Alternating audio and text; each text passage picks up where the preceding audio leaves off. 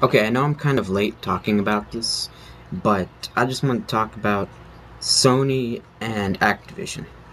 More specifically, Activision claiming that they're going to drop all support for the PlayStation 3, or, well, not claiming that they're going to, but threatening to drop support for the PlayStation 3, the PlayStation 2, and the PlayStation Portable if Sony does not cut the price on PlayStation consoles. I assume they mean the PlayStation 3.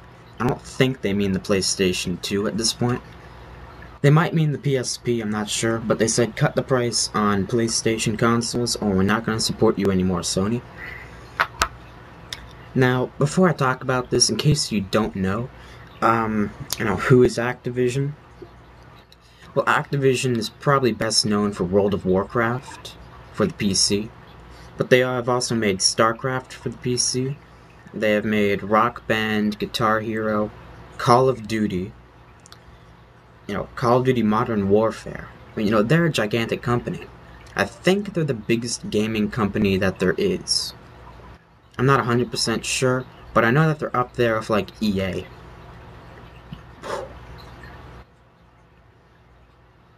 Now, they've done a whole bunch of things other than, get all pissed off at Sony. They did a lot of other stuff, too. Alright, now I've got my laptop over here. I was gonna show you something on the laptop, but I just checked it out, and this camera, it's not good looking at a YouTube screen of a laptop screen. You know what I mean? It just doesn't work. So I can't really show you what's on here. But let me just explain to you why. It just doesn't make any sense for Activision to want to drop, well, even the PlayStation 3, but especially not all of Sony's consoles. I don't know what they're thinking. Anyway, so here's some numbers. Alright, for the quarter ending at the end of June, for Activision, they made most of their money from World of Warcraft, then the 360, then the PlayStation 3, then the Wii. Yeah, the PlayStation 3 made more money for Activision than the Wii did. Then the DS, then PS2, and then PSP. Basically, if you roughly add it up, the 360 beats the PS3 by pretty much with the amount of money that they made for Activision. But the PS3 kills the Wii. The PS2 and the DS are almost tied. And then you've got the PSP by itself.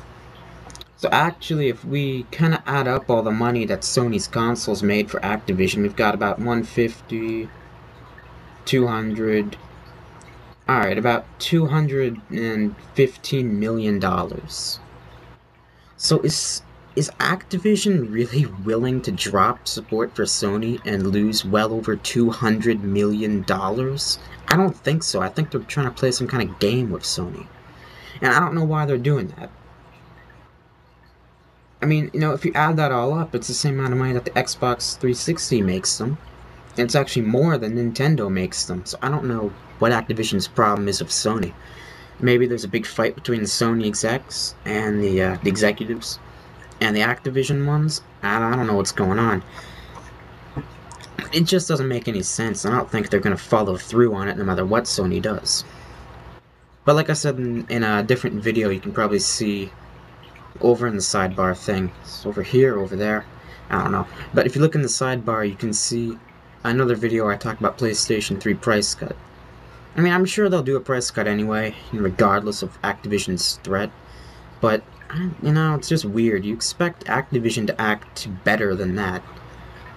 Especially because the CEO of Activision, like a week after threatening to do that, then he goes and says, it was an interview because he raised the price of Call of Duty Modern Warfare 2 in the UK. He raised the special edition by the equivalent of like $10. And then he was joking around. No, I mean, he was joking, but still, I mean, it's like a week after saying this, he joked around saying, if I could, I'd like to raise the prices of games even more than they are now. Yeah, like above $60 from one game. I mean, what the hell? I mean, yeah, he was joking around, but still, I mean, like I said, you expect better from the CEO of, like, the world's biggest gaming company. You don't expect him to get this kind of petty arguments. And last thing I'm going to talk about is it's a bit more some people think it's going on. There's no real proof to it, but some people say that Activision releasing Modern Warfare 2 is scaring other games into delaying themselves into 2010. Which, again, I don't know if that's true, or maybe the games are just being delayed because they're not ready. I don't know. But, I mean, it's really weird because a ton of games have been.